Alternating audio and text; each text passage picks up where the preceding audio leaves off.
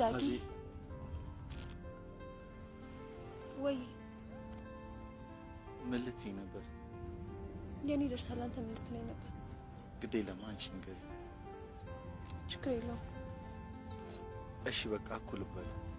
እሺ አፍሪሽ ነው። ወዴት ማለት? ወዴት ነው የምትሄጂው? ታፈቅረኛለህ? መጀመሪያ የጠየቁሽ መልሽልኝ። የኔን ተው።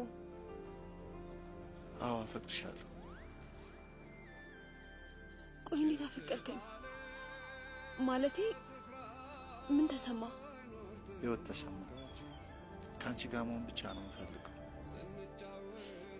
እኔም እኮ እንደዛ ነው የምፈልገው፣ ግን መሄድ አለብኝ። ባርፈን አብረን የሰማነው የፍቅር ዘፈን